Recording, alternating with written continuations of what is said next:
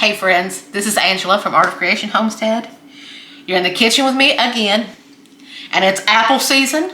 We're fast approaching Thanksgiving, so this is going to be an amazing dessert for your Thanksgiving dessert table, or for any time. What I'm making today is apple crisp. So let's get started. In this bowl, we have 8 apples peeled and chopped. I chopped them in pieces about like that. You can also slice them, but I like, when I have apple crisp, I like to have a chunk of apple, not a slice of apple. So that's just my choice. Remember, if you chunk them or slice them or whatever, the bigger they are cut, the longer it's going to take to bake. The smaller they are cut, the shorter it's going to take to bake. Which, by the way, I have my oven preheated to 350 degrees. Now, to these apples, we are going to add 1/2 cup of firmly packed light brown sugar and 1/3 cup of all-purpose flour, along with 1/4 teaspoon of salt and a teaspoon of cinnamon. Now, we are going to break up that brown sugar, and we're going to stir all of this together. You want to get it all stirred together really well. Now, it's going to seem like it's not going to come together.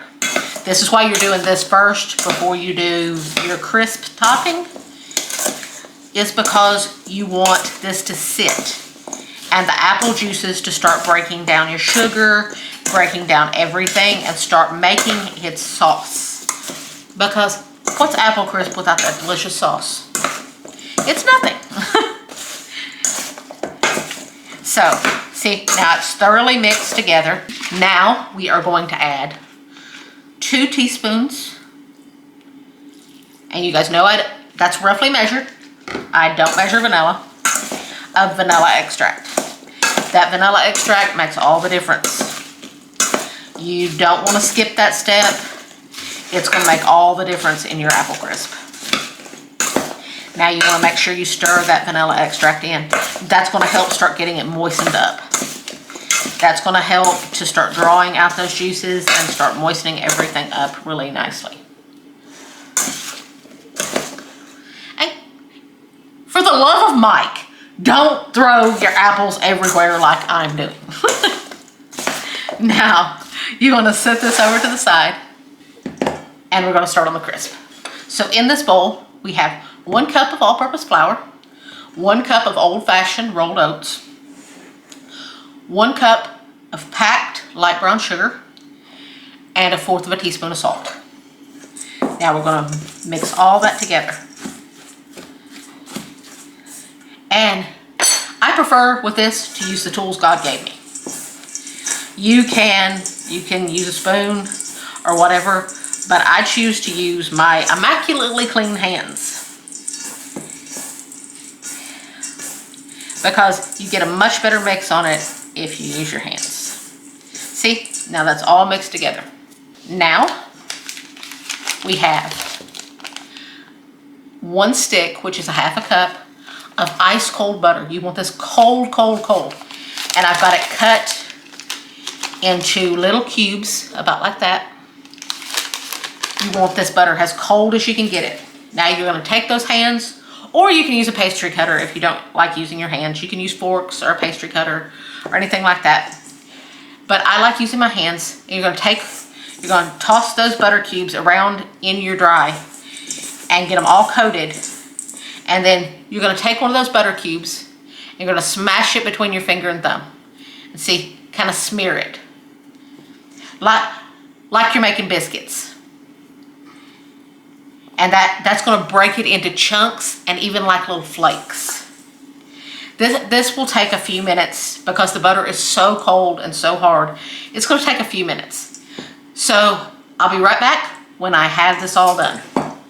Now my butter is all mixed in. You'll still see a few little chunks and smears and like flakes. That's fine. Now we are going to add something that you normally don't add to crumble tops, like this, but it makes all the difference. This is one of my little secrets. You guys know I have a lot of little secrets. I'm adding 2 teaspoons, roughly measured of course, of vanilla extract. Makes all the difference in the world. That beautiful vanilla flavor makes all the difference in the world. Get back in there with your hands, work that vanilla in really good. And when you add that vanilla, the smell of the vanilla and brown sugar together is just insane. You can add some cinnamon to this as well, but you already have a good amount of cinnamon in with your apples. So why not let this take on a different flavor? Let the brown sugar and the vanilla shine in this. And you know it's ready when it still looks crumbly like that. But when you grab it in your hand and you squeeze, see, it will stay together like that. That's what you want. And I'll show you why in a minute. Now we're going to set this to the side. And we are going to stir our apple mixture back up. And see, as you can see, it started all developing juiciness. And see, everything's mixing together much better. Your cinnamon is now fully coating everything instead of just certain apple pieces. And it looks amazing. Now, here we have a 13x9 glass baking dish that I have sprayed with some cooking spray. And we are just going to dump our apples, our apple mixture, I should say. Just going to dump it right on in. You want to make sure you get it spread out to all the corners. Make sure everybody gets some apple love. Make sure everybody gets some of the apple loving.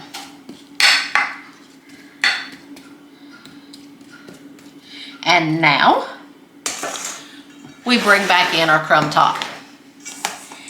And at this point, you want to grab a handful and squeeze it. And you want to, that way you can break it off in little chunks. You can crumble it and get little chunks. See? That way you can get little chunks because those chunks are going to be amazing. So you want those little chunks. So make sure you allow it to stay in some of those chunks. It's okay to have the crumble, but you want those chunks as well. And you want to sprinkle it all over the top, completely cover your top.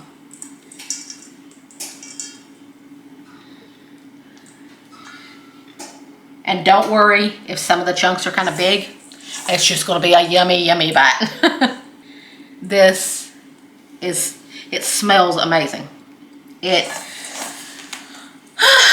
I love apple crisp. I love anything with a crumble top. Even with me with apple pie, a lot of times I will prefer a crumble top apple pie over a 2-crust apple pie. Now, we're coming down to the last of our crumb. Now you want to push it, make sure it's pushed out to every corner. Make sure you've got a nice even layer. And those big chunks, remember, those big chunks are a blessing. Leave them there. Now, this is going in your 350-degree oven until it's all bubbly and the top is brown and getting crispy, and you can stick a fork in it and you can tell that your apple pieces are nice and cooked. I'll show you what it looks like when it comes out of the oven. This is out of the oven, and this whole house smells insanely good. As you can see, it's nice and crispy on top, nice and brown. This baked for anywhere from 40 to 45 minutes. Mine baked for exactly 40 minutes until it was nice and bubbly and everything was brown and crispy. I forgot to tell you, at the part with the apples, here's a note for you. I used half Granny Smith apples and half HoneyCrisp. You can use any type of apple that you like, but I like to mix the flavors. You get a more complex bite that way. Instead of just all one note from the apple, you get a more complex bite. Now, you can serve this hot, warm, room temperature, or even cold. It's going to be delicious. You can also serve it just like it is, or with vanilla ice cream, which is probably what we're going to do, or even fresh sweetened whipped cream. Oh gosh, it's amazing with fresh sweetened whipped cream. When it comes dessert time, Jason's going to show you just how wonderful this apple crisp really is. Look at that beautiful bite of food. You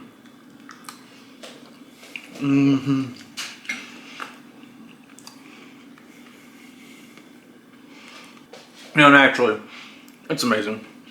You guys know Angela Kay doesn't make anything bad, ever. We've been married almost 19 and a half years, okay?